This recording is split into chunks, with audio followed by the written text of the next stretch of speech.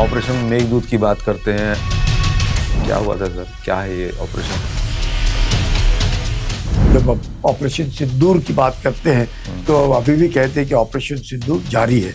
वैसे ही ऑपरेशन मेघदूत जो है 13 अप्रैल 1984 को शुरू किया और आज तक जारी है। और सियाचिन एक 76 kilometre long glacier, -50 degree temperature है।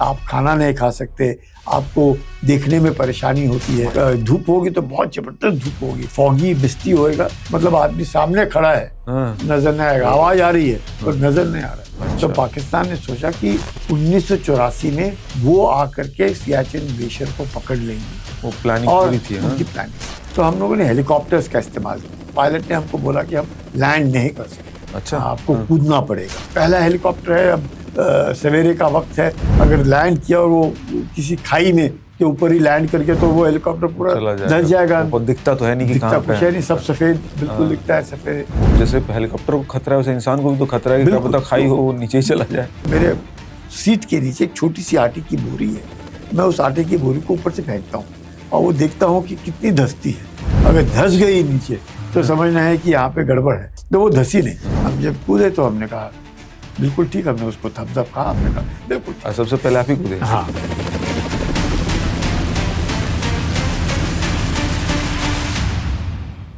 बिलाफोंडला से पहले हमें उतारा गया और हमने कहा बिलाफोंडला हम पहुंच जाएंगे, 1 किलोमीटर शॉर्ट था, हम पहुंच जाएंगे।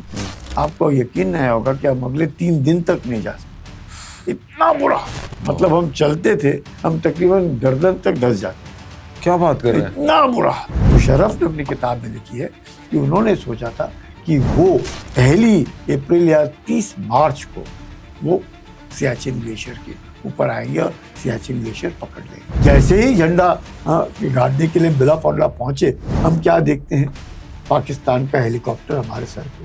तो जब उन्होंने देखा मैं बिलाफोंडला के ऊपर खड़ा और 18,000 के ऊपर वो देख रहा मुझे और मैं देख रहा हूँ उसको, तो मुशर्रफ फिर अपनी किताब में लिखते हैं क्योंकि भारत ने हमको चकमा दिया। चकमा दिया? अच्छा।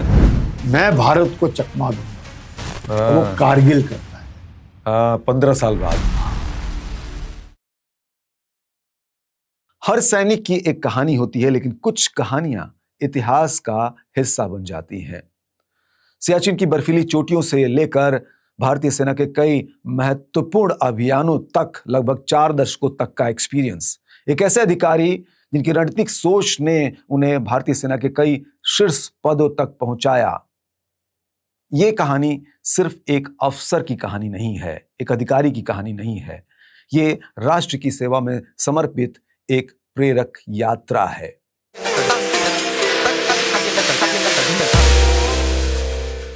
नमस्ते दोस्तों, मैं हूं अरविंद योगराज। द अरविंदम्स के आज के इस पॉडकास्ट में हमारे मेहमान हैं भारतीय सेना के पूर्व lieutenant general Sanjay Kulkarni. Sir, बहुत बहुत स्वागत है आपका द अरविंदम पर। थैंक यू सो मच, इतने शॉर्ट नोटिस पर आपने वक्त निकाल के यहाँ पर आप आ गए। और सर, मैं आपको बताऊं कि आप दूसरी बार आए हैं, दर्शकों को पता ही होगा, पिछली बार सर आए थे तो मैं एक्चुअल में सर आपसे आपके बारे में बात करना चाहता था। जो आपकी जर्नी है, जो सियाचिन पे आपका जो अभियान रहा, वो सर बहुत इंस्पायरिंग है, बहुत अमेजिंग है। लेकिन उस समय चूँकि माहौल था ईरान, इजराइल, अमेरिका, तो उस पर हमने बात की थी। स्ट्रेट ऑफ हॉर्मुज को लेकर आपने जो बोला था वही सब चीज़ें आगे हुई। इस बार सर मौका मिला है, आपकी जर्नी पे बात करेंगे और सियाचिन को लेकर जो आपकी जर्नी रही उस पर बात करेंगे। लेकिन उससे पहले सर, शुरुआत में चाहूँगा आप थोड़ा सा ये बताइए, घर पे कैसा माहौल था, इधर आप कैसे आए? क्या घर में इसी तरह का फौजी माहौल था या फिर आपने खुद ही ये ऑलिव ग्रीन ड्रेस पहनने की सोची? पहले तो बहुत बहुत धन्यवाद और आपके श्रोताओं को जय हिंद। ये जब मैं पैदा हुआ 1956 में, तो क्योंकि 1956 में पैदा हुआ और जब हम फौज में आने की हमने सोची, तब 71 की लड़ाई जो है वो हुई थी। पिताजी दूसरे महायुद्ध से ही दिल्ली में थे और दूसरे महायुद्ध में दिल्ली में फिर बाकी जगह पे उनका जाना, और तो फौज का माहौल जो है, और हम जिस स्कूल में पढ़े दिल्ली में, हम बाल भाती है एयरफोर्स स्कूल जो है लोधी रोड में, वहाँ पढ़े, उसके बाद हम एयरफोर्स स्कूल जो धौलाकुआ में है, सुब्रोटो पार्क कहते हैं, वहाँ पढ़े। तो जो माहौल है वो एयरफोर्स का, आर्मी का, नेवी का, इसी में बड़े पले। और स्कूल से बार बार जो भी आते थे, चीफ गेस्ट आते थे, तो सारे के सारे आप देखते हैं कि वर्दी डाले होते थे। और 71 की लड़ाई में जिस तरीके से भारत को इतनी महान एक विजय प्राप्त हुई, तो उससे इसमें कोई शक नहीं कि हर कोई युवा उस वक्त प्रेरित होता था कि भारतीय फौज में जाना चाहिए, कुछ करना चाहिए। और मुझे लगता है एक वर्दी का एक अलग अपना ही एक क्या कह सकते हैं, गौरव, प्यार, रुतबा, वो सब रुतबा अपना। और वो जो है वर्दी जब आप डाल लेते हैं तो आप में अपने आप वो जोश, जज्बा, जुनून, मतलब आपको मालूम है कि आपने वर्दी की भी इज्जत रखनी है, आपके कंधे के ऊपर भार भी है, आपने यकीन भी करना है कि जो काम आपको दिया जाता है उसमें कोई खामी नहीं रहनी चाहिए। आपकी गलती से दूसरे की जान जा सकती है, वो हर हमेशा आपको इस बात का आभास होता है कि आपने ऐसी कोई गलती नहीं करनी चाहिए जिससे किसी की जान चली जाए या किसी को बुरा लगे या आपको बुरा लगे। तो फौज में अमूमन जब हम लोग आते हैं, हर एक को लगता है कि शायद फौज में उसको जाना चाहिए जिसको पढ़ना नहीं है, और वो आदमी ने फौज में जाना चाहिए, क्योंकि फौज मतलब मौज मस्ती या पढ़ाई खत्म। अच्छा, ये एक बहुत बड़ी मुझे लगता है जिस किसी को भी फौज में आना है, ये कभी सोच से नहीं आता कि फौज में पढ़ाई नहीं होती। फौज में पढ़ाई इसलिए होती है कि आपने दूसरे की जान बचानी होती है, और अपनी जान बचाते हुए अपने जवान जो आपके नीचे हैं उनकी जान बचाते हुए आपने यकीन करना है कि दुश्मन की जान लेनी है और आपके बरखिलाफ जो लड़ रहा है उसको मारना है। तो इसके लिए पढ़ना और जो वैज्ञानिक नई नई परिस्थितियां उत्पन्न होती हैं उनके बारे में सीखना, उसके बारे में ज्ञान प्राप्त करना। हम लोगों के टाइम में तो सर ऐसा नहीं था। जब आप कह रहे हैं कि मौज मस्ती को, मतलब हम लोग ये सोचते थे कि सेना में जाना और वहाँ पे जिस तरह की, जैसे कि एनडीए को लेकर हम लोग सुनते थे कि वहाँ पे जिस तरह का ग्रेजुएशन होता है बहुत अल्टीमेट होता है, वहाँ के बच्चे जो निकलते हैं वो बहुत स्मार्ट होते हैं और वहाँ की स्टडी आपको संपूर्ण बनाती है। साथ में आप पूरी तरह से जो एक सिस्टम में होना, रेगुलर होना, वो सब चीज़ें, बहुत सारी चीज़ें आप सेना में बिल्कुल जो आप कह रहे हैं बिल्कुल सही कह रहे हैं कि कंबाइंड डिफेंस सर्विसेज एग्जाम देते हैं यूपीएससी का। जब यूपीएससी का एग्जाम देने के बाद जो आते हैं, लाखों बच्चे बैठते हैं, लाखों बच्चे बैठते हैं उस परीक्षा में, और सिर्फ 400 के आसपास एनडीए में जाते हैं। तो अगर आप समझ सकते हैं, अब तो लड़कियां भी जाने लगी हैं, अब लड़कियां भी हैं, लड़के भी हैं। और ये पूना में नेशनल डिफेंस एकेडमी है, खड़कवासला में, बहुत उम्दा आले दर्जे की ट्रेनिंग, जिसमें आप बिल्कुल एक युवा बन के जाते हैं और एक अफसर बनने की काबिलियत रखते हैं। और वो 3 साल की ट्रेनिंग के बाद फिर आपको आप वैकेंसीज नंबर 1 और आपका जो इंटरेस्ट है जिसमें, अगर आप एयरफोर्स के लिए सिलेक्ट हुए हैं तो एयरफोर्स, नेवी में है तो नेवी, आर्मी में तो आर्मी। तो इस तरीके से इसके अलावा भी एयरफोर्स की भी अपनी एकेडमी है, नेवी की भी अपनी एकेडमी है और आर्मी की भी अपनी एकेडमी है। नेशनल डिफेंस एकेडमी है और इसके बाद इंडियन मिलिट्री एकेडमी है, और ऑफिसर्स ट्रेनिंग स्कूल, अब उसको बोलते हैं ऑफिसर्स ट्रेनिंग एकेडमी, जो कि मद्रास में है। अच्छा। चेन्नई जिसे आजकल बोलते हैं, गाया में है, ओटीए गाया बोलते हैं। तो इस तरह के इंस्टीट्यूट्स है जहाँ से आप अफसर बन सकते हैं। एक जैसे नेशनल डिफेंस एकेडमी में जब आप 12वीं कक्षा पास करते हैं तो आप नेशनल डिफेंस एकेडमी में जा सकते हैं। जब आप ग्रेजुएशन कर लेते हैं तो आप इंडियन मिलिट्री एकेडमी जो देहरादून में है उसमें प्रवेश पा सकते हैं, और फिर ओटीए जो चेन्नई में है उसमें प्रवेश पा सकते हैं। ओटीए में शॉर्ट सर्विस कमीशन, जो पहले 5 साल, फिर 10 साल, फिर 14 साल, और उसके बाद अगर आप चाहे तो रहे, नहीं तो आप छोड़ना चाहे तो आप छोड़ सकते हैं। तो इस तरह के अलग अलग तरह के कमीशन हैं।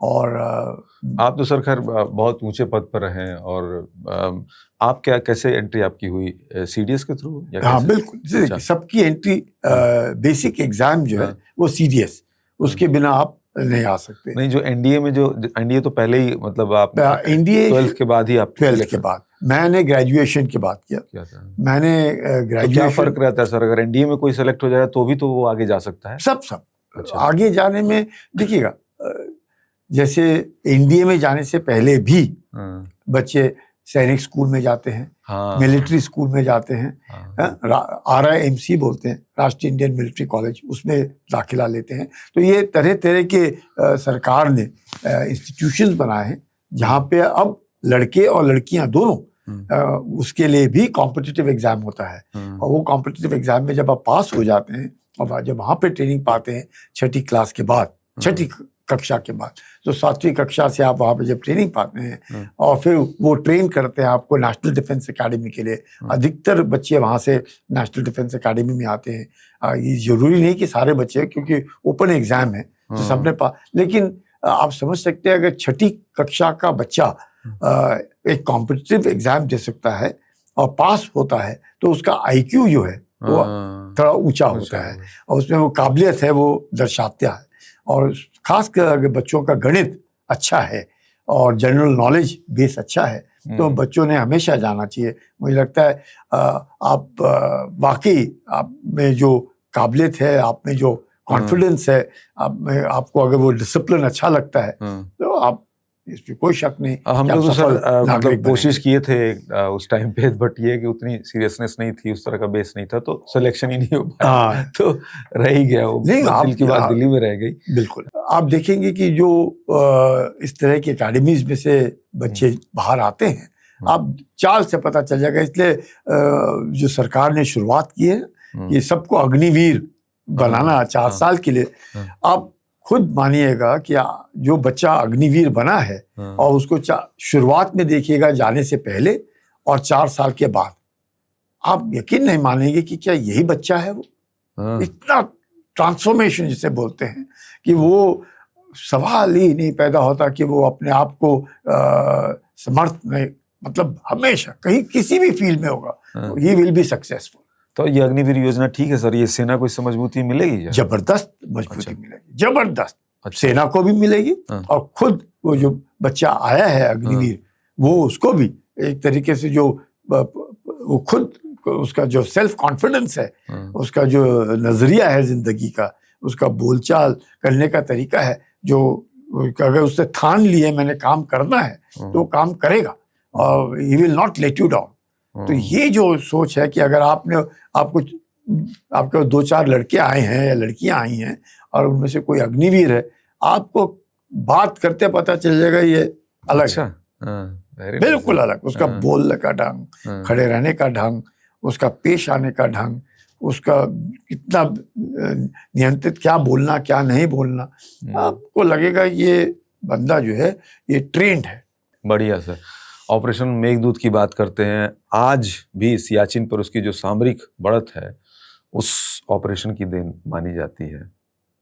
13 अप्रैल 1984 क्या हुआ था सर, क्या है ये ऑपरेशन, जरा अपनी नजर से बताइए। बिल्कुल, आपका जो सवाल है ये, क्योंकि स्पेशली हम लोग जब ऑपरेशन सिंदूर की बात करते हैं तो अभी भी कहते हैं कि ऑपरेशन सिंदूर जारी है, अभी पॉज है, समाप्त नहीं किया है। वैसे ही ऑपरेशन मेघदूत जो है 13 अप्रैल 1984 को शुरू किया और आज तक जारी है। और ज़रूर 2003 के बाद वहाँ पे ज़रूर सियाचिन के ऊपर सीज फायर हुआ है, जिससे कि गोलियां नहीं बरसती। वो मौसम जो है उससे ज़्यादा नुकसान होता है, और ज़्यादा नुकसान जो हुआ है वो मौसम के कारण हुआ है बनिस्बत गोलियों के कारण। क्योंकि जो ऑपरेशन मेघदूत जो सियाचिन एक 76 किलोमीटर लॉन्ग ग्लेशियर, 76 किलोमीटर लंबा ग्लेशियर, तकरीबन 3 से 5 किलोमीटर चौड़ा, तकरीबन 11,000 फुट से लेकर के तकरीबन जो उसके इर्द गिर्द के पीक्स हैं वो तकरीबन 22,000 फुट तक जाता है। शुरुआत में जहाँ से वो वहाँ नदी निकलती है, श्योक और नुब्रा नदी जो आती है, तो वो जो है हम देखते हैं कि नुब्रा नदी और ऊपर जो कल्मिनेशन पॉइंट उसको इंदिरा कोल बोलते हैं। तो और इंदिरा कोल के जब आप खड़े होंगे वहाँ पे तो आपको विश्व का दूसरा सबसे बड़ा ऊंचा पहाड़ सामने नजर आता है। अच्छा। उसे K2 बोलते हैं। हाँ, माउंट एवरेस्ट विश्व का सबसे ऊंचा पहाड़ और नंबर 2 पर है K2 और काराकोरम 2 और वो पीक आपको सामने दिखता है। और थोड़ा सा अगर देखें तो वहाँ से शक्सगम घाटी नजर आती है। तो शक्सगम घाटी वो घाटी है जो पाकिस्तान ने चीन को तोहफे में दी। अच्छा। और आज उस शक्सगम घाटी के द्वारा चीन ने पाकिस्तान के से पाक ऑक्यूपाइड कश्मीर गिलगित बाल्टिस्तान से होते हुए वो सड़क आती है जिसे बोलते हैं चाइना पाकिस्तान इकोनॉमिक कॉरिडोर, जो ग्वादार में जाकर के उस जहाँ पे चीन ने अपना दबदबा बनाया हुआ है, जिसके कारण बलूचिस्तान में एक जबरदस्त आक्रोश है। और आप देखते हैं कि बलूचिस्तान के कारण पाकिस्तान में जिस प्रकार से बलूचिस्तान लिबरेशन आर्मी और पाकिस्तान की फौज के बीच में हर रोज झड़प होती है, उसको लेकर के परेशानी होती है। खैबर पख्तूनवा जहाँ पे तहरीक तालिबान पाकिस्तान जो है जिसका गढ़ है, और उसका और पाकिस्तान की फौज का हमेशा झगड़ा, और जिस प्रकार से एक तरीके से आतंक है पाकिस्तान के अंदर, जिसका बढ़ावा ही पाकिस्तान ने दिया। और पाकिस्तान ने सोचा कि शायद अगर वो आतंक को सहारा देगा तो ये नहीं मालूम था, जैसे उन्हीं को मिसेस क्लिंटन ने बताया कि अगर आप सांप पालेंगे और ये सोचेंगे कि सांप आप सिर्फ दुश्मन को ही डसेगा और आपको नहीं डसेगा तो आप भूल जाइएगा।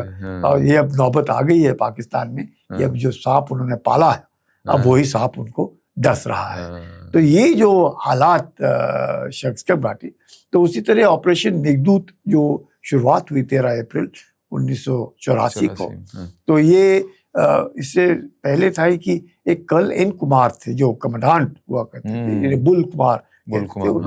1978 में जर्मन के दो एक जो माउंटेनियर्स हैं वो जिसको राफ्टिंग बोलते हैं, नदी के सहारे उन्होंने, तो उनको वो करना था। तो उन्होंने जब शेख अब्दुल्ला जब वहाँ के चीफ मिनिस्टर थे तो उनसे मिले और कहा कि हमको राफ्टिंग करना है इंडस वाटर से। तो शोक नदी से होते हुए इंडस को जाती है स्कार्दू। यह पूरा मसला बता रहे हैं क्या था, कैसे हुआ। तो ये जो जब हुआ तो कर्नल एन कुमार को ये जो जर्मन माउंटेनियर्स थे जब वो नक्शे पे बता रहे थे वो क्या करेंगे, तब उन्हें लगा कि ये कैसे जाएंगे। उन्होंने पूछा आप कहाँ जा रहे हैं, कैसे? तो उन्होंने कहा पाकिस्तान ने हमको पूरी इजाजत दी है। तो उनको शक हुआ कि ये तो इलाका हमारा है, तो पाकिस्तान ने इनको कैसे इजाजत दे दी। तो उसके बाद से ये सिलसिला शुरू हुआ, क्योंकि जब 1949 में कराची एग्रीमेंट हुआ, उस कराची एग्रीमेंट पे एक पॉइंट है NJ 9842। तो NJ 9842 पॉइंट है और उसको फिर हम लोगों ने वहाँ तक ही डिमार्केट बाउंड्री की है। और उसके बाद हमने कहा कि देंस लाइन जॉइनिंग नॉर्थवर्ड, उत्तर की तरफ जाएगा, और वो उत्तर की तरफ सोल्टोरो रेंज पहाड़ी है उसके साथ साथ गुजरता है, और वो फिर K2 की तरफ जाता है। तो पाकिस्तान ने उसे काराकोरम पास के साथ जोड़ दिया।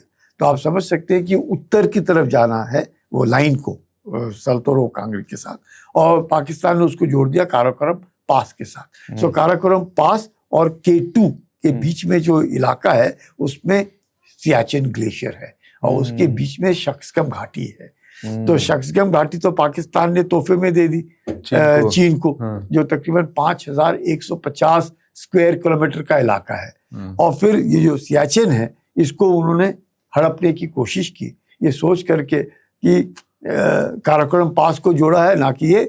तो ये जो सियाचिन ग्लेशियर है, इस तरह की कार्रवाई को बोलते हैं कार्टोग्राफिक एग्रेशन, माने कि लड़ना नहीं है पर अपने आप को नक्शे पे दिखाना है कि इलाका मेरा है। अच्छा। तो क्योंकि उनको मालूम था कि NJ 9842 तक कराची एग्रीमेंट में है, और उसके बाद इन्होंने बोला है लाइन जॉइनिंग नॉर्थवर्ड, तो अगर मैं इधर खड़ा रहूंगा तो उत्तर मेरा इधर है, भारत इधर है तो उत्तर इनका इधर है, ये बीच में हड़पने की कोशिश करो धीरे धीरे करके। तो ये उन्होंने कोशिश की। वैसे ये जगह मतलब इम्पोर्टेंट क्यों है यहाँ?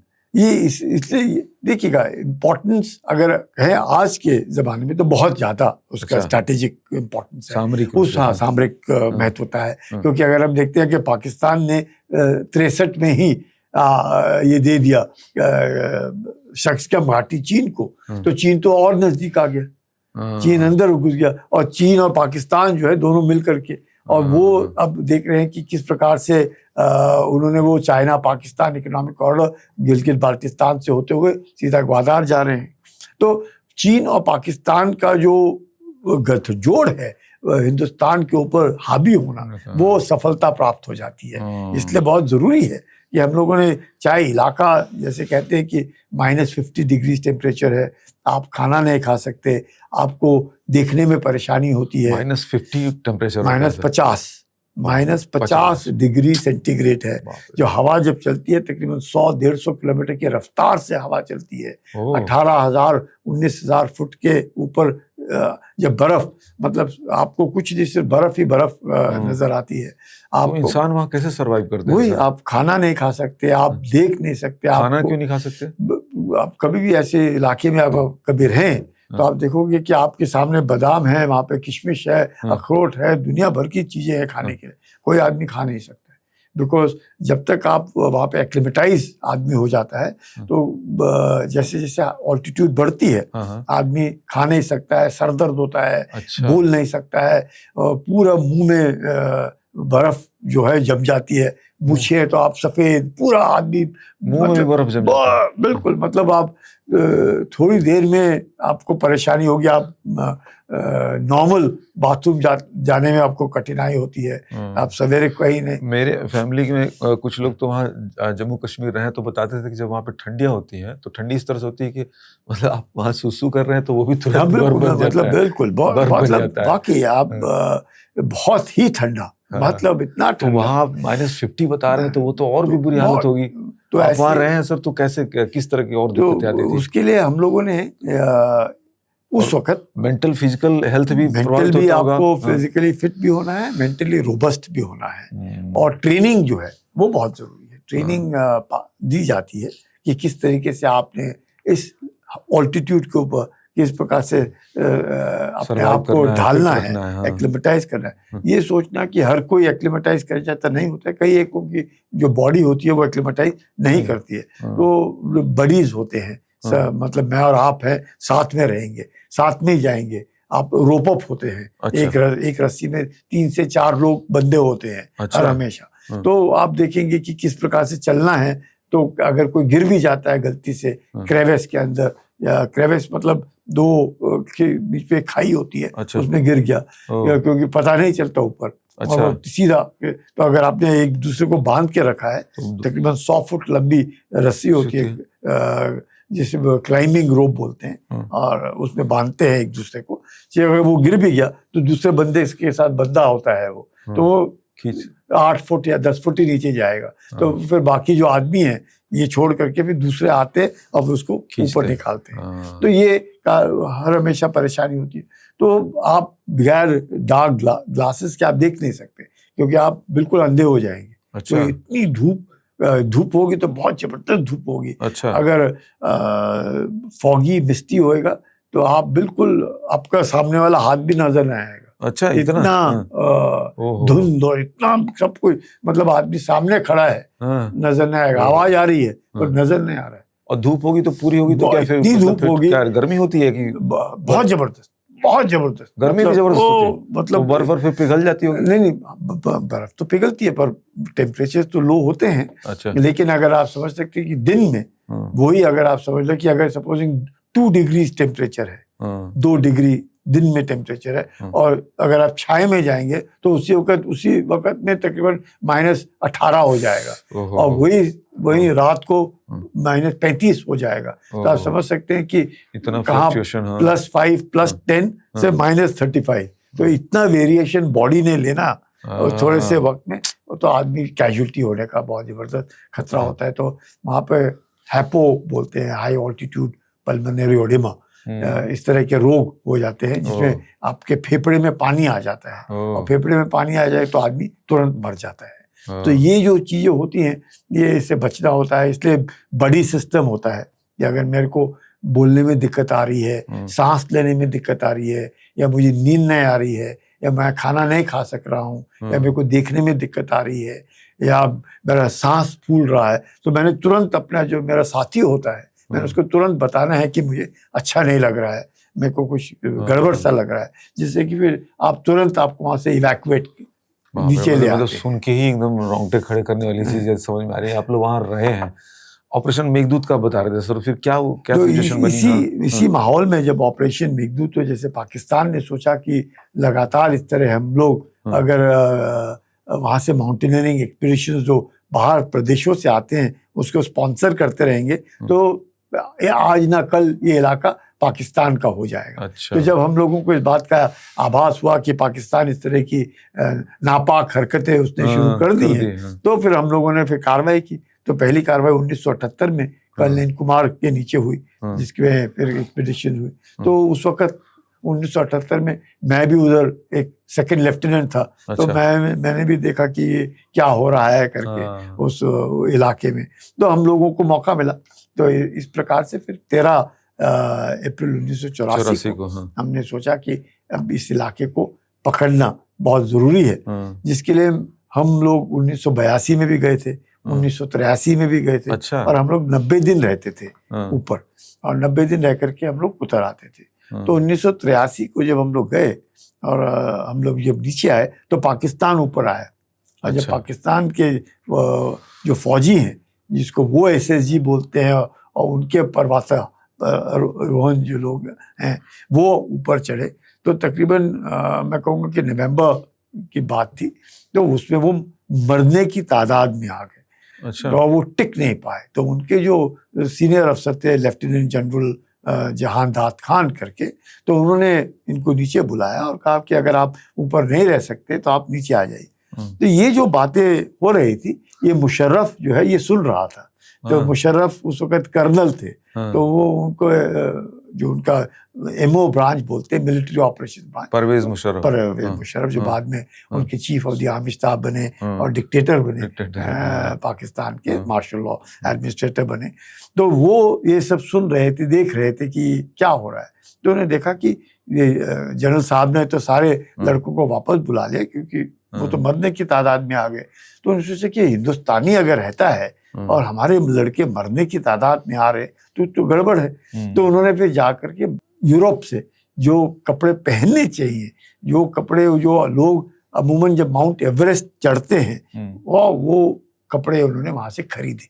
अच्छा। सारे के सारे तकरीबन 300 से 400 सेट पूरे के पूरे खरीदे कि वो 1984 में जाएंगे और सियाचिन ग्लेशियर को पकड़ लेंगे। तो ये, और उस समय तक न भारत का न पाकिस्तान किसी का वहां पर कब्जा नहीं था, नहीं प्लानिंग चल रही थी। ये क्यों कब्जा नहीं था, मतलब रहते नहीं थे। कब्जा तो भारत का था। अच्छा। और हम लोग रहते नहीं थे, क्योंकि इलाका बहुत ही इनहॉस्पिटेबल, मतलब बहुत ही दुर्गम जिसे बोलते हैं इलाका, और इतना दुर्गम कि रहना खाना पीना दिक्कत।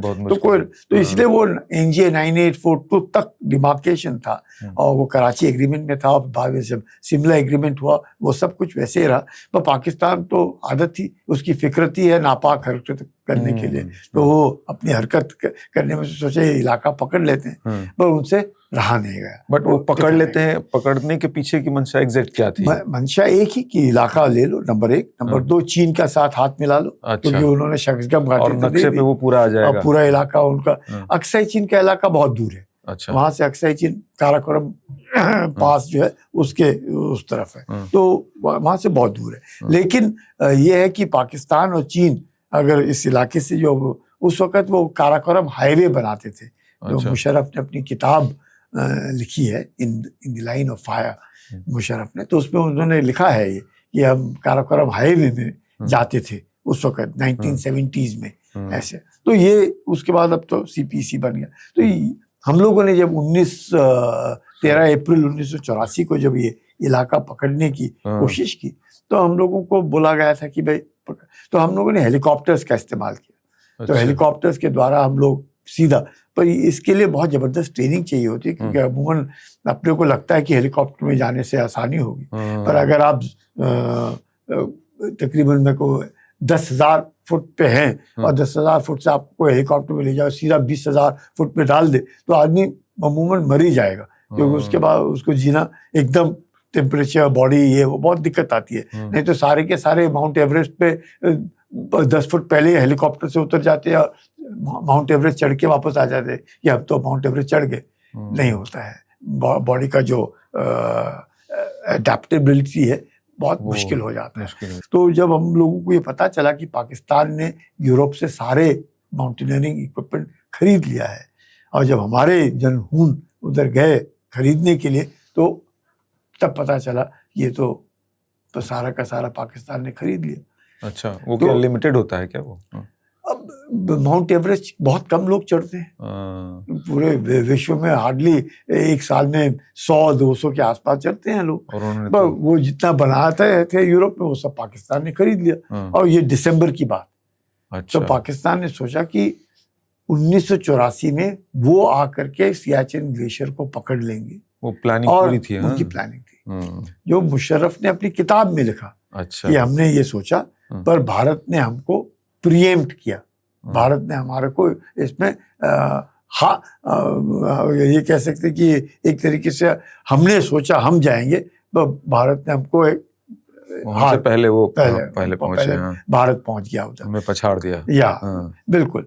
और इस कारण से वहां पर जो है हम लोग जब गए तो पहले ही दिन जब हम वहाँ 13 अप्रैल को जब हम हेलीकॉप्टर से सवेरे गए तो पायलट ने हमको बोला कि हम लैंड नहीं कर सकते। अच्छा। आपको कूदना पड़ेगा।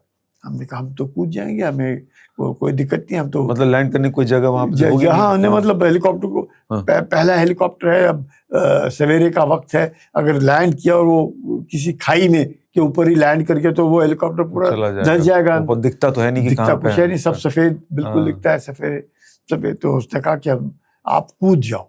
हमने कहा हम कूद जाएंगे क्योंकि हम तो 1983 में इस इलाके में आए हैं, बेलाफोंडला के इलाके में, तो हमें तो मालूम। तो सर कूदने पे जैसे हेलीकॉप्टर को खतरा है वैसे इंसान को भी तो खतरा है कि क्या पता खाई हो नीचे ही चला जाए। इसलिए उसने हमको जब कहा तो हमने कहा हम कूद तो जाएंगे पर ऐसे ना हो कि हमारे कूदने से आपको दिक्कत हो जाए और हम नीचे चले जाए। तो हम लोग तो किसी मकसद से आए हो, मकसद खत्म हो जाए।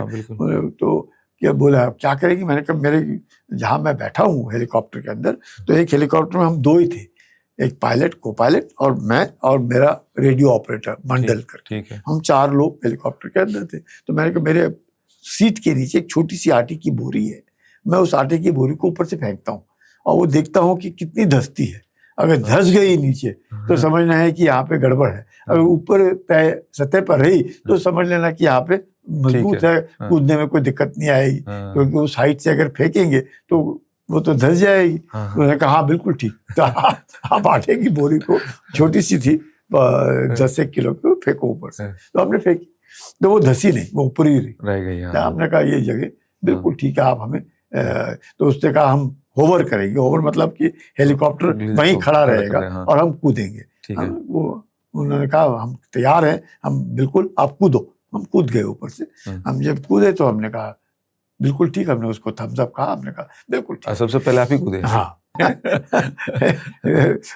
तो जो दूसरा हेलीकॉप्टर था जिसमें हमारे 2 और लड़के थे जो मेरे साथ 1983 में आए थे सियाचिन के ऊपर, रमेश करके और प्रकाश, 2 लड़के, एक कुमाऊनी लड़का था और एक अहीर लड़का था। तो हमारी पलटन के अंदर कुमाऊनी और अहीर दोनों मिलकर के हम लोग काम करते हैं। तो वो लड़के होने के कारण हमने कहा ये लड़के थे, तो उनका हेलीकॉप्टर देख रहा था हमें कि हम क्या कर रहे हैं। तो जैसे हमने कूदा ये हेलीकॉप्टर आगे चला गया। तो मेरा जो रेडियो ऑपरेटर था वो तो अंदर ही बैठा हुआ था क्योंकि उसके बाद रेडियो सेट था, उसको लेके तो वो कूद नहीं सकता था, भारी था, तो वो चला गया। तो वो जो हेलीकॉप्टर दूसरा था वो आकर के लैंड किया और उसने कहा कि मैंने उससे ऊपर से पूछ रहा था वो सब ठीक है? आपने कहा बिल्कुल ठीक है, आप बेफिक्र। तो वो लैंड किया।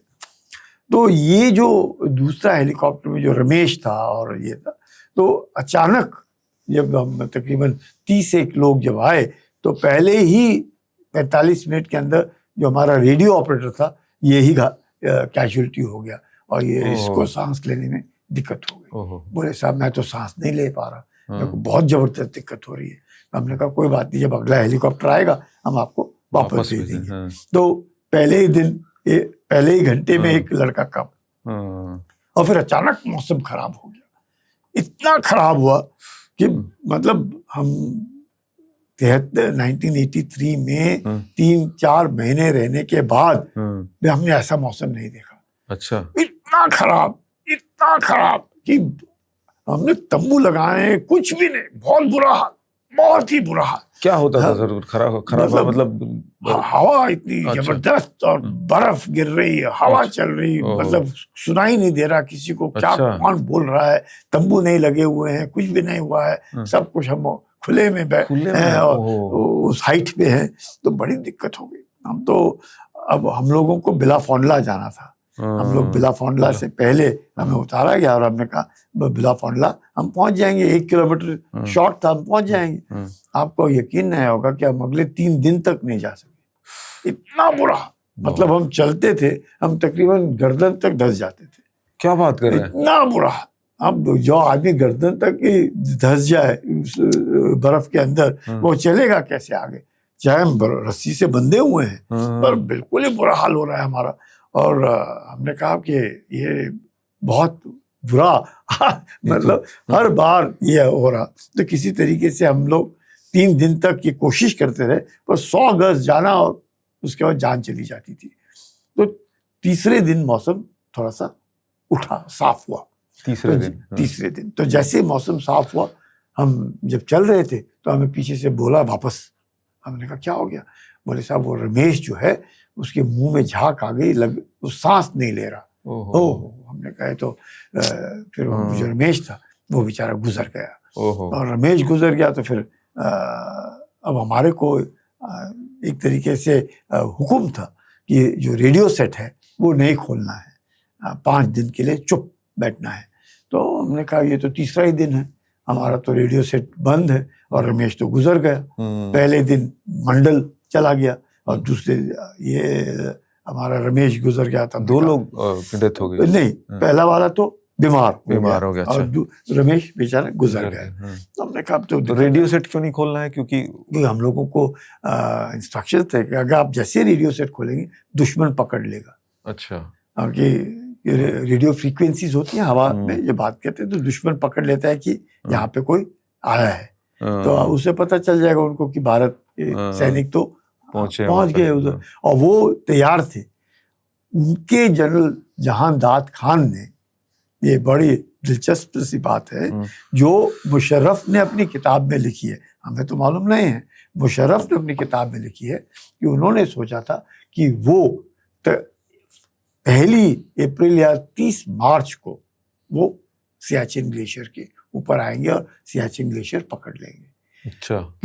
तो उनके जो जनरल साहब थे उन्होंने कहा कि साहब ये तो पिछले साल ही मर गए थे हमारे बच्चे, और अप्रैल में तो बहुत ही बुरा हाल है। अमूमन हिंदुस्तानी जुलाई के महीने में आते हैं, तो ऐसे करते हैं हम लोग 1 अप्रैल को ना जा करके 30 अप्रैल को जाएंगे। और 13 को आप लोग पहुंच गए थे? और हम 13 को पहुंच गए।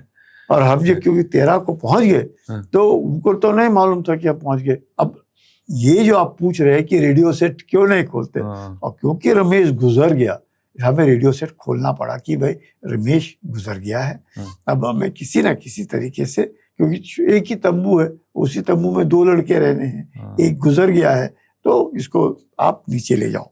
तो बोले ठीक। वो आया, तो जैसे ही हमने रेडियो सेट खोला और फिर हमारा हेलीकॉप्टर आया इसको लेने के लिए, और हम लोग चल दिए बिलाफोंडला के लिए, ये अपना झंडा वहां गाड़ेंगे। अच्छा। जैसे ही झंडा गाड़ने के लिए बिलाफोंडला पहुंचे, हम क्या देखते हैं, पाकिस्तान का हेलीकॉप्टर हमारे सर के ऊपर। क्योंकि हम लोगों ने रेडियो सेट खोल दिया था, वो इन्फॉर्मेशन बताने के लिए उन्होंने तुरंत पकड़ लिया कि ये हम लोग तो नीचे बैठे हुए हैं, ये सोच करके कि हिंदुस्तानी तो जुलाई में आते हैं, ये तो पहले ही पहुंचे हुए हैं। तो उनका कमांडर आया देखने के लिए कि क्या हुआ है, मतलब ये आवाज इतनी नजदीक कैसे आ गई। ये तो जब उन्होंने देखा, मैं बिलाफोंडला के ऊपर खड़ा, अब 18,000 के ऊपर वो देख रहा मुझे और मैं देख रहा हूँ उसको, मैं बिलाफोंडला के ऊपर हूँ और वो हेलीकॉप्टर में है। उसने पीछे यू टर्न किया और फरार वहां से। ये तो हिंदुस्तानी पहुंच गए, अच्छा। ये तो हम तो सोच रहे थे तो जुलाई में आएंगे, हाँ। ये तो तो वहाँ ऐसी सिचुएशन में फायर वायर की कोई नहीं हो सकता हमारे था? पास तो हथियार थे, उनके पास भी होंगे। हाँ। हेलीकॉप्टर में थोड़ी पायलट फायर करेगा, वो तो अच्छा। बेचारे दो ही थे, अच्छा। एक उनका कमांडर था और एक पायलट था, उनके लिए दो ही ज्यादा है। रिस्की था। हाँ। हाँ, उनको थोड़ी, वो तो देखने के लिए आए थे, हाँ। ये उनको नहीं मालूम था कि हम पहुंचे हुए के हैं। ऊपर हाँ। खड़े हूँ। हाँ। और जब तक उनको लगा, वो एक और पास है सियाला करके, हाँ। तो उधर उसको भी भारत ने पकड़ लिया। तो भारत अब सियाला पर भी था और बेलाफोनला पर भी था। अच्छा। और पाकिस्तान की फौज दिसंबर के महीने में सारे कुछ यूरोप से अपना सब कुछ हाई ऑल्टीट्यूड क्लोथिंग खरीदा हुआ, अपने लड़के तैयार, और पाकिस्तान की हाँ फौज। पाकिस्तान के, और नीचे बैठे हुए हाँ। कि भाई हम अब ऊपर चढ़ेंगे, हुक्म मिलना चाहिए, हम ऊपर चढ़ेंगे, जैसे ये ठंडा खत्म हो जाएगा अच्छा। हम चढ़ देंगे। हाँ। तो उन्हें नहीं मालूम था कि भारत के सैनिक जो हैं वो तो हेलीकॉप्टर से आकर के सब पकड़ के मारेंगे।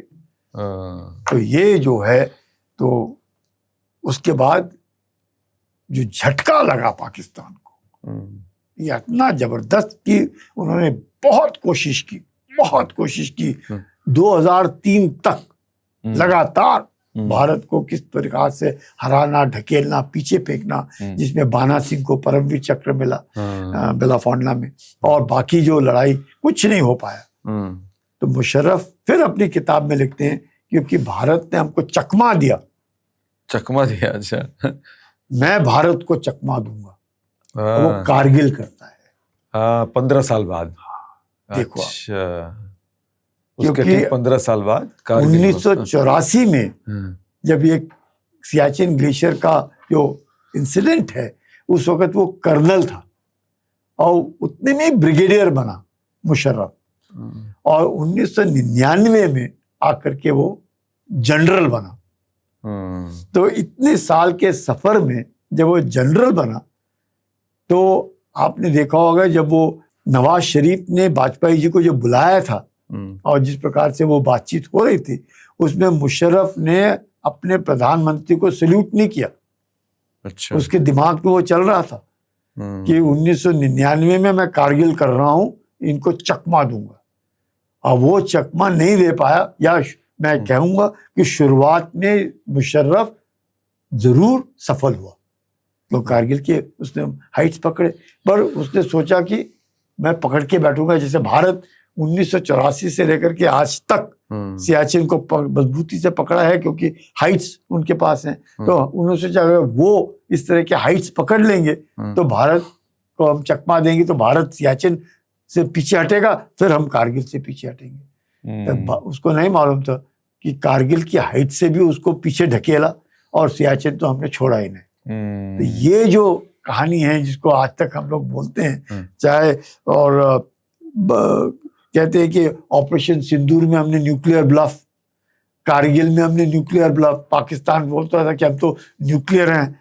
हम तो भारत को सजा दे देंगे, हम तो न्यूक्लियर बम से भारत को, जैसे उनका ये आसिफ मुनीर बात करता है, और ये उनके प्रधानमंत्री अब जो है वो बात करते हैं, और बाकी मिनिस्ट्री में बात करते हैं हमारे पास तो एटम बम है। कुछ नहीं, जीरो गोलेबाजी है। तो ये जो कार्रवाई है, जिससे पाकिस्तान को बहुत जबरदस्त झटका लगा। तो बिलाफोल्ड पे अपने झंडा फिर फहराया वहाँ? बिल्कुल, हम अपना झंडा आज भी लहरा रहा है उधर। अच्छा। अपना आज भी झंडा लहरा रहा है, और इस झंडे को लहराने के लिए आपको आश्चर्य होगा अगर मैं बताऊं, तो मिसेस इंदिरा गांधी आई 1984 में, और उसको वो हेलीकॉप्टर में उनको घुमाया गया दिखाने के लिए कि भारतीय फौज कहाँ है। तो वो तो दंग रह गई कि सब जगह सफेद सफेद सफेद सफेद, मौसम इतना खराब, ये कहाँ गया। उसने कहा कहाँ है, मैं तो कोई किसी को नहीं देख रही। तो उन्होंने झंडा लहराते एक देखा, उन्होंने कहा वो मेरा भारतीय झंडा लहरा रहा है। अच्छा। वहां कौन है? वहां पे तो सब सफेद, कुछ भी नहीं नजर आया। तो जो हमारे टास्क फोर्स कमांडर थे कर्नल पुष्कर चंद, उन्होंने कहा नहीं, हमारे अफसर है उधर और उसके सैनिक, उसकी टुकड़ी उधर बैठी हुई। बोले अपने बंदे बैठे हैं ऐसे? उसने कहा कौन जो भी है उसको 15 दिन के लिए यूरोप भेजो। अच्छा। और हमें फिर बताया गया कि आप यूरोप जाएंगे, तो हम यूरोप में फ्रांस गए, जर्मनी गए, स्विट्जरलैंड गए, ऑस्ट्रिया गए, इटली गए। क्या बात है।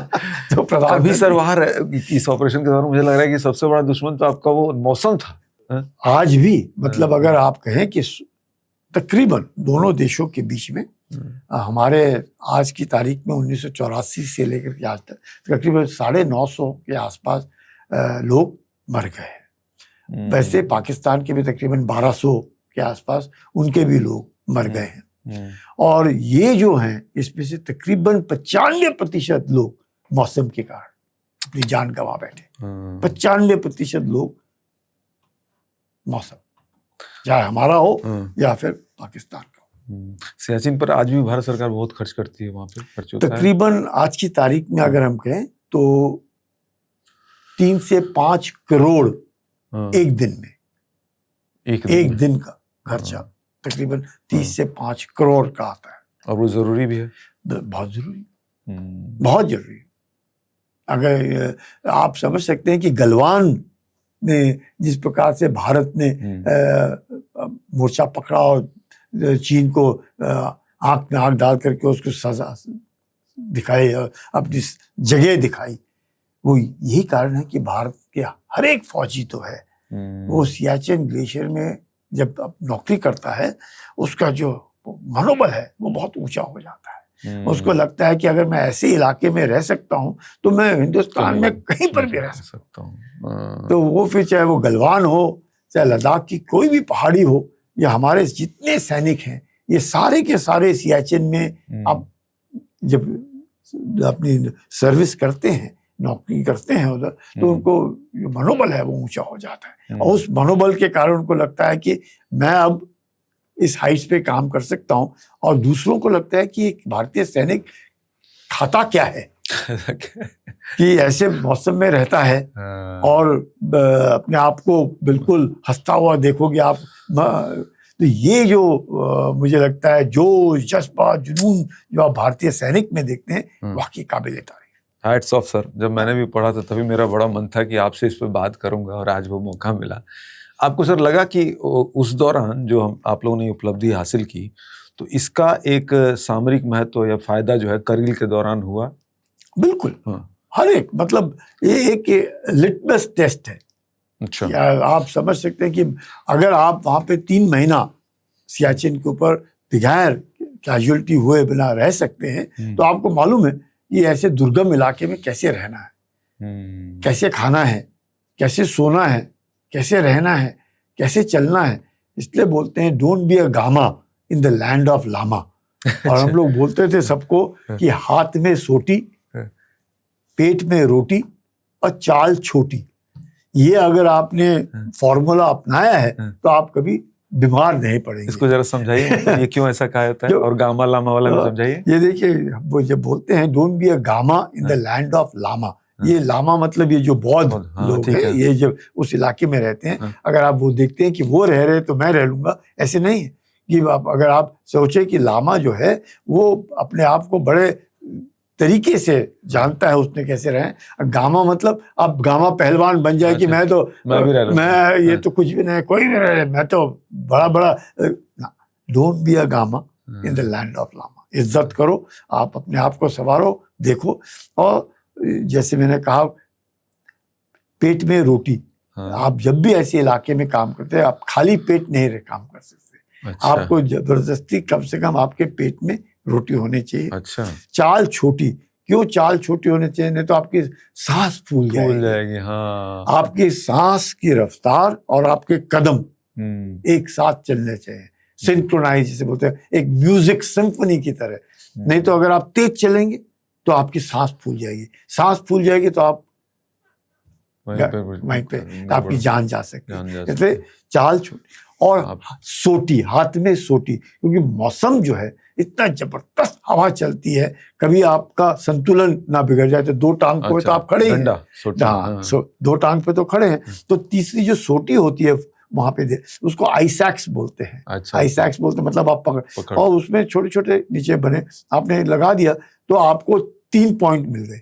अच्छा। तो अगर आपको 3 पॉइंट मिले तो हवा जो है आपको उड़ा करके नहीं ले जाएगी उस मौसम में, क्यों आपने मजबूती से अपने आप को 2 टांग हैं आपके यहाँ पे। तो इसलिए बोलते हैं पेट में रोटी, हाथ में सोटी चाल छोटी।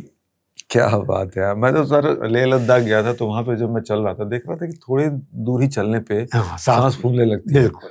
और जो वहाँ के लोग हैं, जबकि लामा वहाँ वगैरह हैं, पे वो तो आसानी से तड़ातड़ चढ़े जा रहे हैं, बिल्कुल हैबिचुअल है। एक दफा आप एक्लिमेटाइज हो जाते हैं, हाँ, फिर दिक्कत नहीं आती।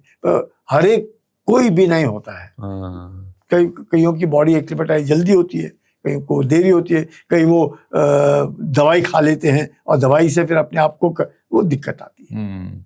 आप सर संयुक्त राष्ट्र यानी यूएन मिशन पर भी कभी रहे? वहां पर अगर सूडान और अन्य देशों के जो सेना की शांति स्थापना की जो बातें रही, वो स्टाइल भारत का वो दुनिया से किस तरह से अलग है? देखिए, भारत एक बहुत बड़ा कंट्रीब्यूटर है। यूएन पीस कीपिंग फोर्स बोलते हैं, ब्लू हेलमेट्स बोलते हैं। और यूएन पीस कीपिंग फोर्स जैसे आपने कहा कॉन्गो में हुआ, सूडान में हुआ। हमारे शुरुआत में मेरी पलटन गाजा में होती थी, जो आज गाजा हम लोग बात करते हैं। किस प्रकार से मकसद, जैसे अभी जो हिजबुल्लाह हमला कर रहा है इजराइल के ऊपर, सदर्न लेबनान, सदर्न लेबनान में UNIFIL, United Nations interim force for Lebanon, UNIFIL.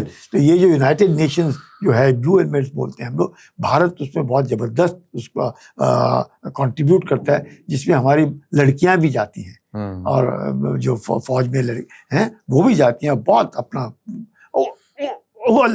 दर्जे का अपना ये अपना कंट्रीब्यूशन करती हैं और उनको वहाँ पे अवार्ड्स भी मिलते हैं। चाहे तो हमारी लड़कियां अफगानिस्तान में, सूडान में, कॉन्गो में, सब जगह हैं। और ये एक मुझे लगता है भारत का जो प्रदर्शन है इसमें बहुत अव्वल दर्जे का। और हर कोई सोचता है कि भारत के जो यूएन की पीस कीपिंग फोर्स अगर हमको दिया जाए तो उस इलाके में शांति बहाल हो जाती है।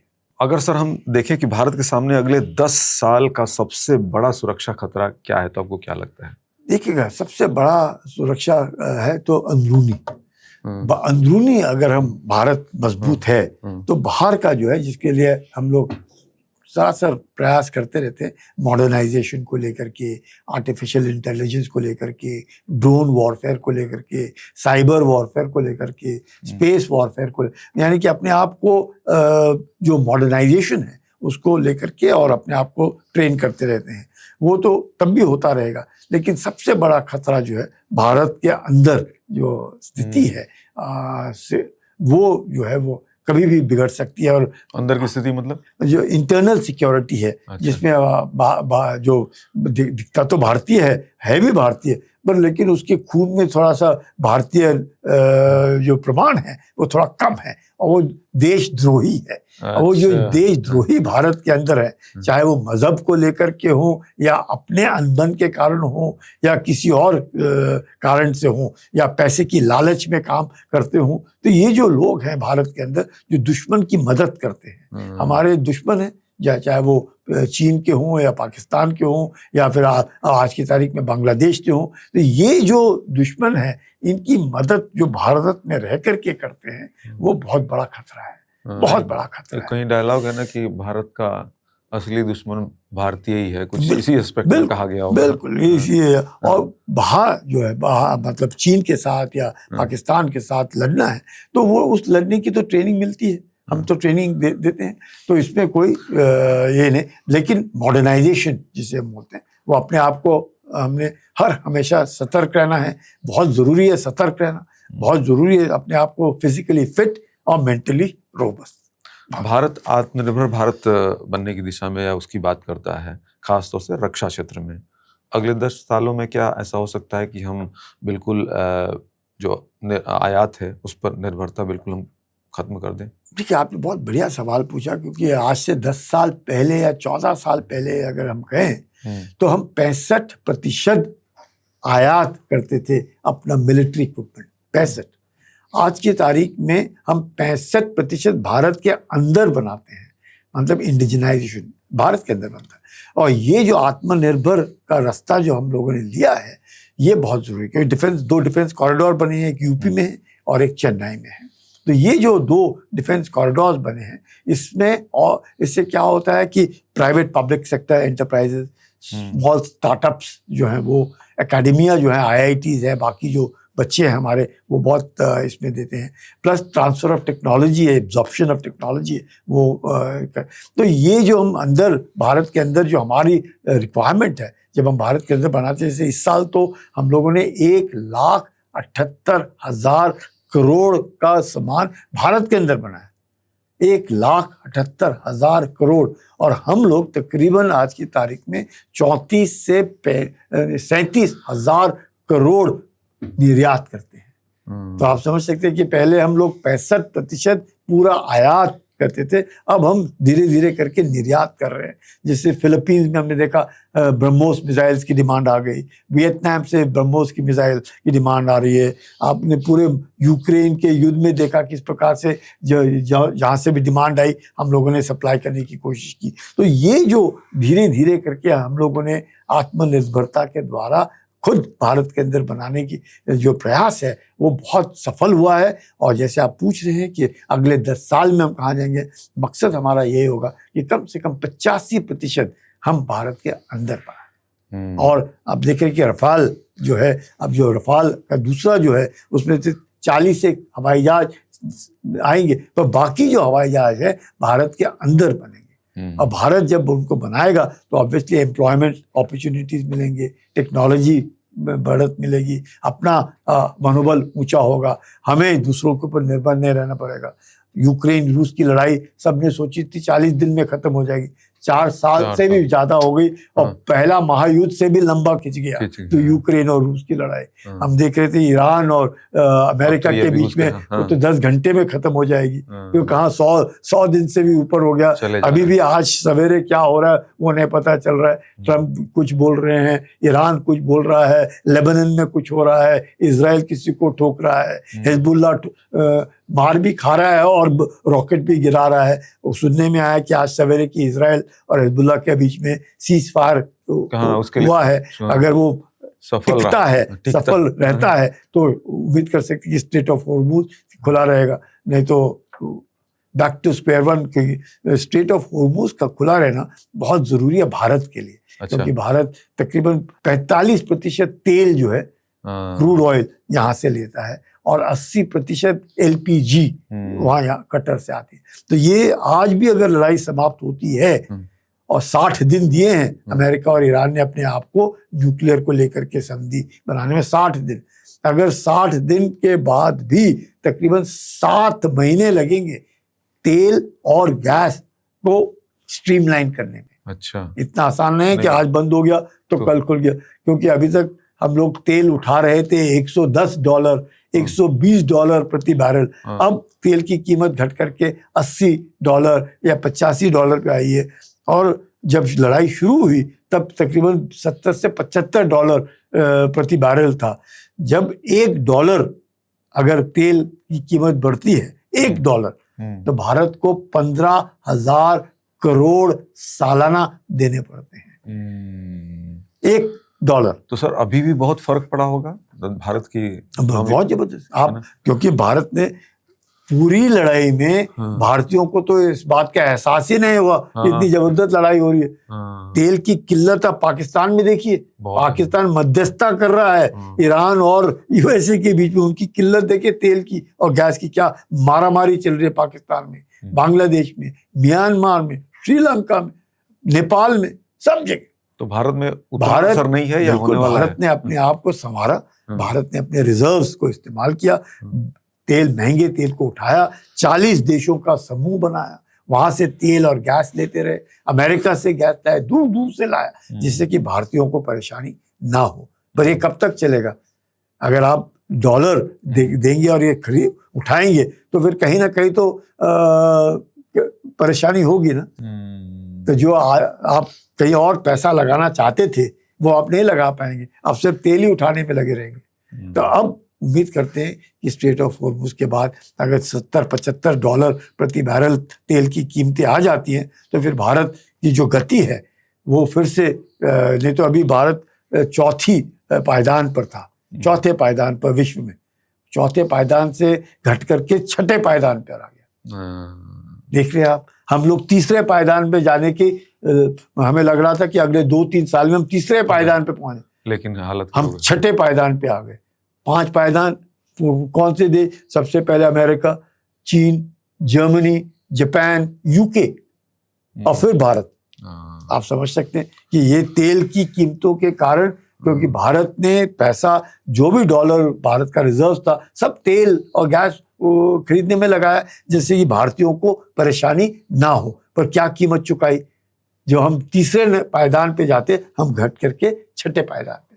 युद्ध ऐसा ही है सर ना, वो हमेशा तो पर इस बात का हाँ, बहुत जरूरी है, इस बात का आभास होना चाहिए हम भारतीयों को कि किस प्रकार से प्रयास किया जाता है कि हम लोगों को परेशानी ना हो। पर हम लोग तो बिल्कुल ही कृतज्ञ हैं। क्या हुआ, ये तो होता रहता है, ये तो काम है।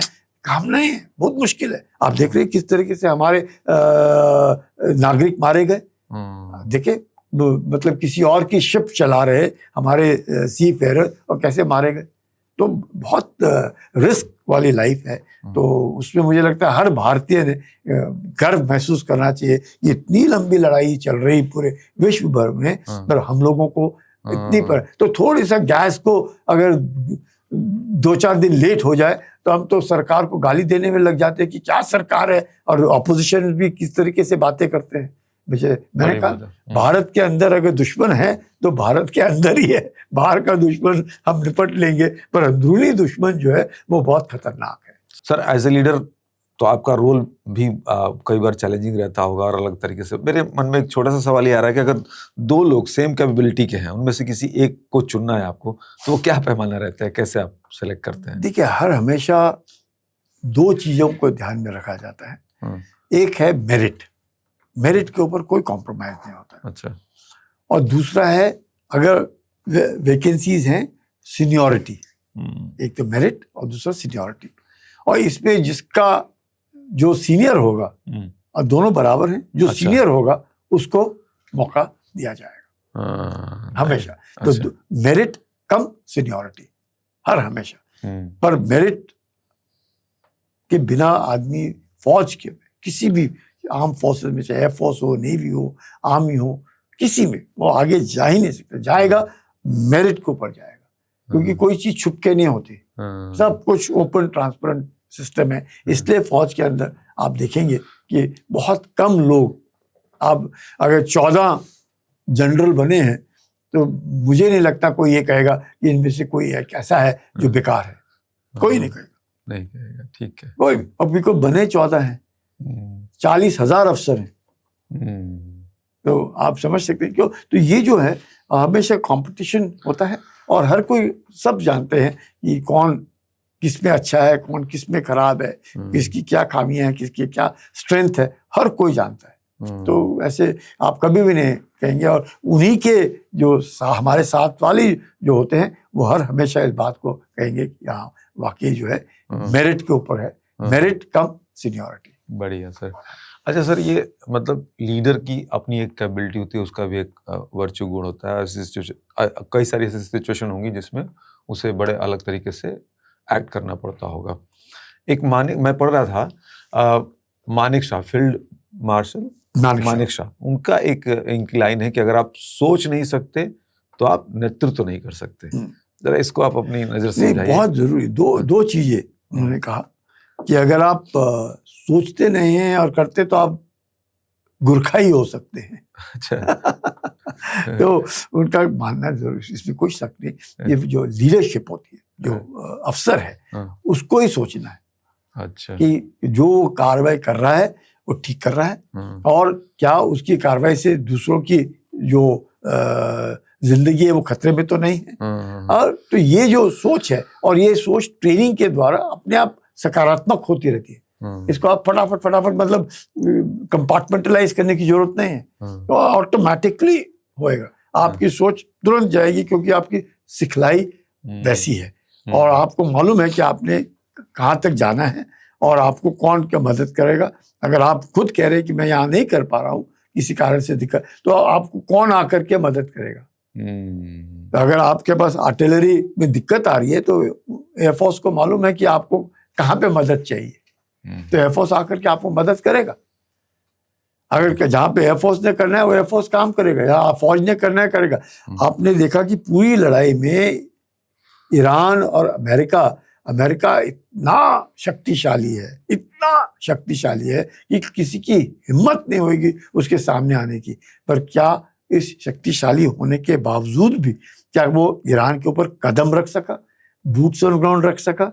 नहीं रख सका। तो ये जो ज्ञान है वो ईरान को था कि कितना भी हो जाए, मेरे देश के ऊपर अगर इसने कदम रखे तो मैं तो फिर मधुमक्खी के छत्ते में इतनी उंगली दे दी, बन बना गया, अब नहीं छोड़ूंगा। तो ये IRGC को अपने स्ट्रेंथ का मालूम था, उनको इस बात का एहसास था कि स्ट्रेट ऑफ हॉर्मुज को अगर हमने वेपनाइज किया तो मतलब विश्व की उसने नस पकड़ ली है, पूरे विश्व में किल्लत होगी तेल की और ये अपने आप रास्ते पे आएगी।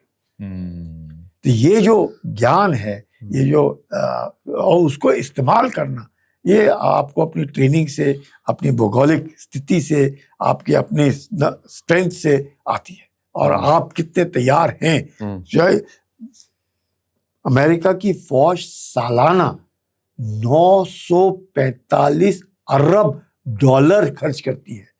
इतने सारे देश विश्व के मिला लें तो भी नहीं खर्च करते। सारे देश।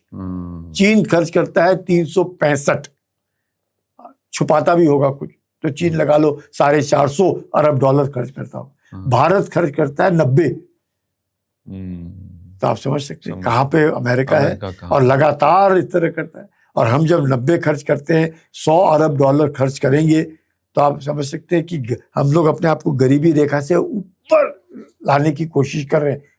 तो अगर चले जाएंगे खर्चा, और यही मकसद होता है दुश्मन का कि बिगाड़ लड़े, आपको किस तरीके से कमजोर करना। अमेरिका अगर उतना खर्च कर रहा है तो वो उतना कैपेबल है भी, बिल्कुल कोई शक नहीं, खर्च कर रहा है, पर उसके बावजूद भी वो कदम ईरान के ऊपर नहीं रख रहा है।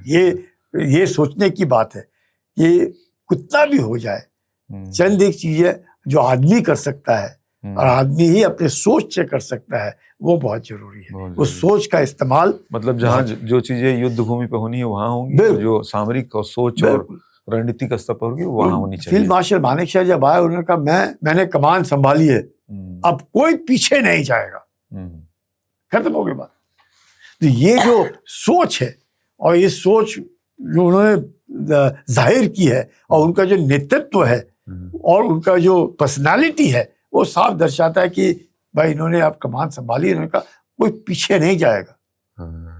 तो ये जो, और उससे बाकियों का जो मनोबल है वो ऊंचा होता है। ये हमारा जो नेतृत्व जो कर रहा है, जो लीडर है, वो इतना काबिल है, ये मेरे को डरने की बात नहीं है।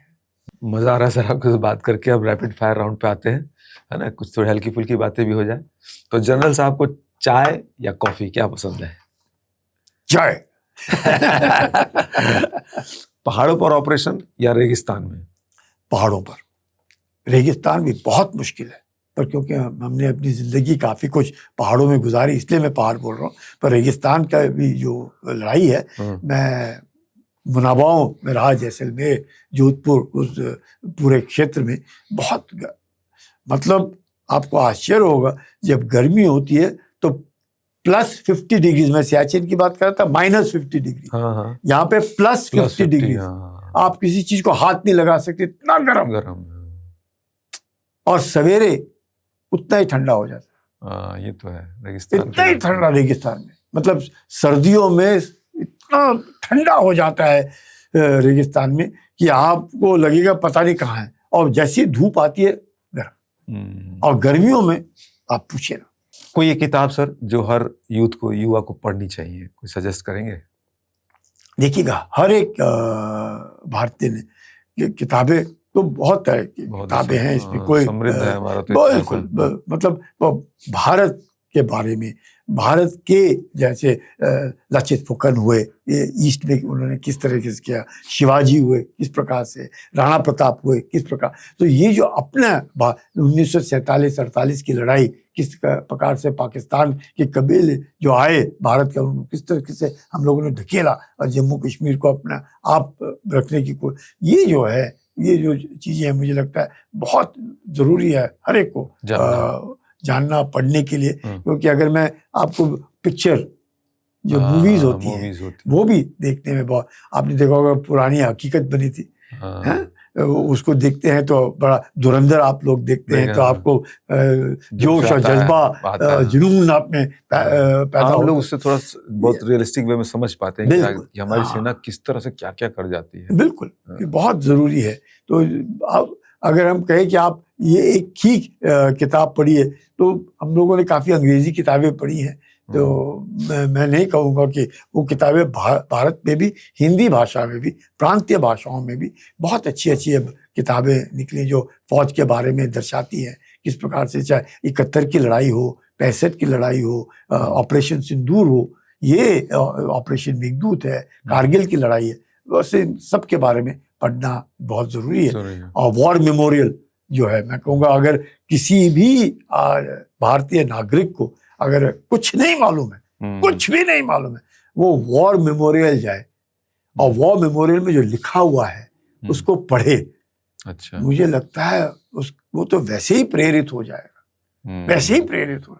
इतना बढ़िया वॉर मेमोरियल बनाया है, और वहां पे जिस प्रकार से चंद एक बैटल्स के बारे में दर्शाया है, पेंटिंग्स में दर्शाया है, उसके बारे में लिखा है, किस प्रकार से क्या है, जब वो परमवीर चक्र के उन्होंने बुत बना करके सब जगह रखे हैं, और किस तो मुझे लगता है वॉर मेमोरियल जाना निहायत जरूरी है। और उसके बगल में इंडिया गेट है, इंडिया गेट बगल में, यहाँ इंडिया गेट के ऊपर आप नाम देखें, लोगों को उन्हें मालूम होगा कि 37,000 नाम जो लिखे हुए हैं ये किसके हैं।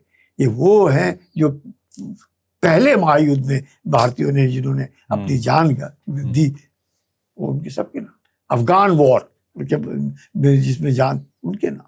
तो ये जो है ये प्रेरणा देते हैं हम सबको। तो मुझे लगता है सब ने वॉर मेमोरियल जाकर के पक्का अपना देखना चाहिए, गर्व महसूस करेंगे। आप सर अगर फौजी नहीं होते तो क्या होते? मुझे लगता है फौजी ही होता, और कुछ हो भी नहीं सकता। क्या बात है, क्या बात मेरे में और कोई बनने में यही नहीं, मैं फौजी ही बन सकता हूँ, और अगली जन्म अगर होता है तो भी फौजी ही बनना चाहूंगा। सलाम है सर, मतलब पूरा जीवन देश। बिल्कुल। इतने सारे अवार्ड मिले सर, इतनी सारी उपलब्धियां, शीशे में देखते हैं तो आपको सबसे ज्यादा सेटिस्फेक्शन, संतुष्टि किस बात से होती है? देखिएगा, मुझे जितने भी अवार्ड मिले या जैसे भी है, इसका पूरा श्रेय जवानों को जाता है। ये मैंने कभी नहीं कहना चाहिए कि ये मुझे मिला ना, मुझे मिल ही नहीं सकता अगर वो नहीं करते तो। ये बहुत जरूरी है, और मैं ही नहीं, हर फौजी को लगना चाहिए कि उसको नहीं मिला, उसके नीचे जिन्होंने काम किया, एक आप प्रतिनिधि के तौर पर आपको किसी तरीके से आपको रिकॉग्नाइज किया गया, लेकिन श्रेय जाता है उनको। आपको लगता है मेघदूत में कोई अकेला आदमी काम कर सकता है? सवाल नहीं पर किसी भी लड़ाई में, किसी भी लड़ाई में। तो श्रेय हमारे जो जवान हैं वाकई काबिले तारीफ, और बहुत मतलब वो आपको प्रेरणा देते हैं अपना बेस्ट देने के लिए। युवा कोई अगर देश सेवा में जाना चाह रहा है या किसी क्षेत्र में जाके वहाँ सफल होना चाहता है, उनको क्या आप सजेशन या क्या मंत्र देना चाहेंगे? एक है कि आपने कभी भी ये नहीं सोचना है कि मेरे को क्या मिलेगा, आप क्या दे सकते हैं। आपने जो भी आप लोग को काम करना है अपना दिल लगा कर कीजिए बस। और ये नहीं सोचना है कि फौज में मैं मस्ती मारने के लिए जा रहा हूँ ना। फौज एक ऐसी जगह जहाँ पे आपको पढ़ना पड़ेगा, यकीनन बहुत पढ़ना पड़ेगा, और ये भी ध्यान देना पड़ेगा, you have to be physically fit, you have to be mentally robust. और अब आजकल की जो लड़ाई है हाइब्रिड वॉरफेयर, एसिमेट्रिक वॉरफेयर, इसमें सिर्फ ये नहीं है कि आप लोग को फिजिकली फिट होना, आपको फिजिकली फिट भी होना है और मेंटली रोबस्ट भी होना है। तो ये बहुत जरूरी है, और हर एक को, और हर एक देशवासी मेरी राय में आज की तारीख में फौजी है। हर एक कोई वर्दी डालता है, कोई वर्दी नहीं डालता है, लेकिन वो फौजी है अगर उसमें वो देश प्रेम है, देश के मर मिटने के लिए वो भावना है।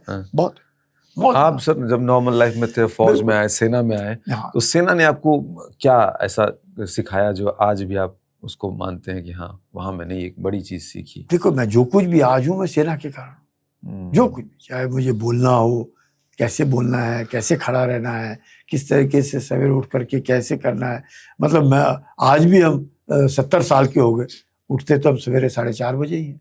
अच्छा। वो तो जाएगा नहीं। तो एक शब्द इस्तेमाल करते हैं, habit. If you remove H, a bit still remains. If you remove A, bit still remains. If you remove B, it still remains. मतलब आपको अगर अच्छी आदतों का हो जाए तो जाती नहीं है और रहेंगी आपके साथ। और ये फौज में, सेना में, सेना में आपको मिलता है वैसे। बिल्कुल बिल्कुल। सर, एक आखिरी सवाल, जब आप पीछे मुड़ कर देखते हैं, पूरे सैन्य जीवन को देखते हैं, तो किस बात पर सबसे ज्यादा गर्व होता है आपको? कि मैं रिटायर क्यों हो गया। क्या बात है सर, क्या बात है, क्या जज्बा है सर, दिल से सैल्यूट है आपको। थैंक यू जी, जय हिंद। जय Hind sir, thank you so much.